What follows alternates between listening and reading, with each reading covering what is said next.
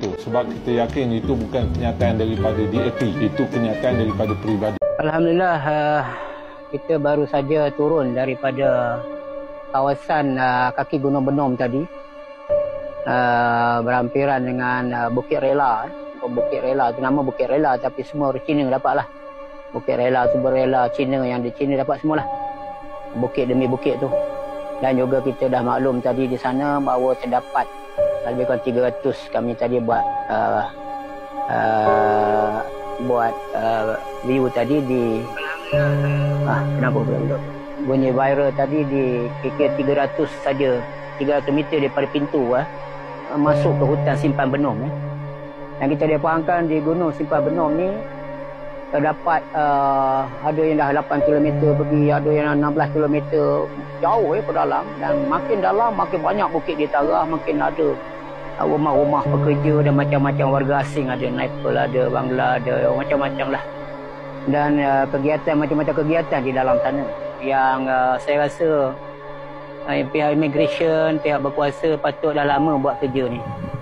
Tapi nampak seperti mereka dibela. Mungkin mereka tak tahulah macam mana boleh dibela warga-warga asing di dalam. Dan kebun-kebun di sana terus diceroboh satu persatu.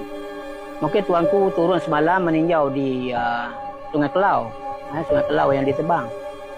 Dan tuanku tak tengok di bahagian Sungai Calik ni, di Gunung Benom ni.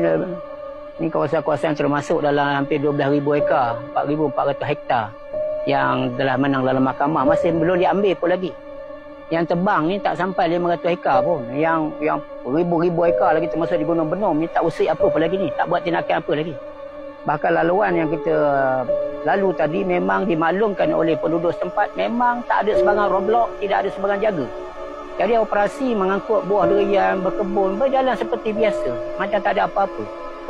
Jadi kita pun heran, mana dia unit penguasa yang sepatutnya buat kerja Kenapa pula immigration tak pergi rush tempat-tempat tu. Dan termasuk tadi, tengok poster tadi, kita juga mendapati maklumat terdapat mengangkut pelacur-pelacur di dalam tu. Ada kegiatan perjudian, pelacuran, dadah. Dan tadi baru kita dapat jumpa di mana tadi? Masuk ke kaki gunung. Ni iklan daripada bahasa Cina. Bagaimana mereka ni mengangkut amoy-amoy yang cantik-cantik, mengadakan pesta seks dan pesta karaoke ke pesta apa, kita tak tahulah ke atas tu. Nak menggambarkan bahawa ada kegiatan gelap di dalam sana. Persoalannya, kenapa tak dibuat kerja?